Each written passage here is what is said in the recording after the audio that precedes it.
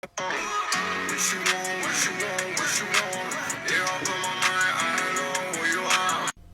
y'all, it's Celt, and we need to talk about that. Not just the contents of that video, but the video style itself. The video states, "I wonder why drag queens never want to read to old folks in the nursing homes," and it was posted on May 8th. That statement is important. Remember that for later. The meme tries to imply grooming, that drag queens only want to perform for children. It's the right's narrative that drag queens are only going after children, because if they were actually doing it for the love of reading or the love of performing and to make people happy, why wouldn't they also do it for people like folks in the nursing homes? The issue is that's completely not true. A simple Google search of drag queen nursing homes show us the multiple times that drag queens have performed in nursing homes, going all the way back to 2005, meaning drag queens were performing at nursing homes before the popularity of Drag Queen Story Hour actually became a thing. And this is just a simple Google search. The words drag queens nursing home show you multiple articles, pictures, and even videos of drag queens performing at nursing homes. The issue is the truth doesn't fit into their propaganda. They can make a 10-second video, which is how long that was, with their lie and have it spread like wildfire. And that gets to the second part of what we need to talk about. That's why they do this, because it is so easy to mass produce this meme-like propaganda. Meme-based propaganda spreads. This account has amassed 52.7 thousand followers for doing 10-second videos in which she doesn't say anything. All of the videos have the exact same style structure, her standing there, music playing with text on the screen. And it is so easy to create, it can be made with one person and mass-produced. You can tell by the type of her videos that she batch records those videos to post throughout the day and the week. If you study the history of the internet, you'll see that memes were the natural evolution of where the internet was going to go.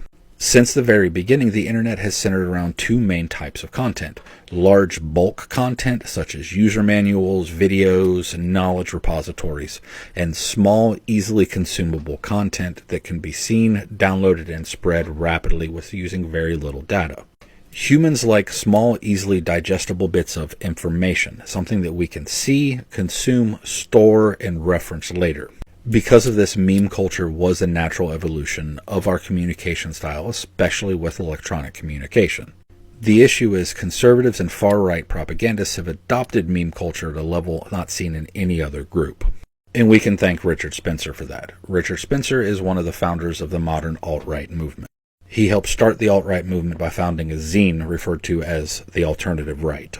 Richard really worked to popularize meme culture within the alt-right, using things like comics and cartoons to mimic the old political cartoons and comics of traditional newspapers. He understood that a message could be conveyed within a single JPEG that would spread a lot faster than a 500 or 1,000-word article. This was prior to advanced AI and image searching, where Richard knew that you could spread your anti-Semitic dog whistles in a meme or a picture that wouldn't get caught with much content moderation as an article referencing the actual words. It took the idea of verbal dog whistles and translated them into image form. And this concept of far-right and extremist meme culture really took off and was adopted by other groups such as the Boogaloo Boys. This pulled it out of the depths of 4chan into the mainstream spotlight. The rapid rise of popularity with this showed really how effective this form of communication and messaging could be, and while the alt-right has slowly started falling out of mainstream fashion, the idea of that meme culture has persisted. It's persisted to the point that we now see it in TikTok accounts like this, spreading unoriginal messaging in the form of memes through simple videos. It's effective, it's easy, and can be run by one person without even having to think of your own ideas. Remember the date that I told you previously? May 8th. This tweet was posted May 6th. 2 days before she made that video, a tweet with 3,283 retweets, 209 quote tweets, and 16.9 thousand likes. This would be classified as a mildly viral tweet that 2 days later she recreated into a TikTok video. A low-effort video that can be mass-produced that spreads a disingenuous lie and propaganda targeting a marginalized community. So while the alt-right has fallen out of mainstream attention, their tactics and techniques have become an integral part of the conservative movement and the far-right extremist movements.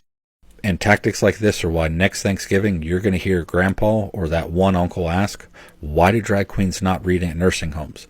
Even though the information debunking that is easily accessible with a simple Google search.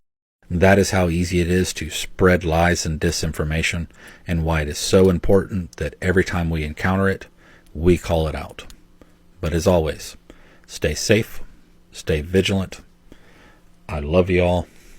Until next time.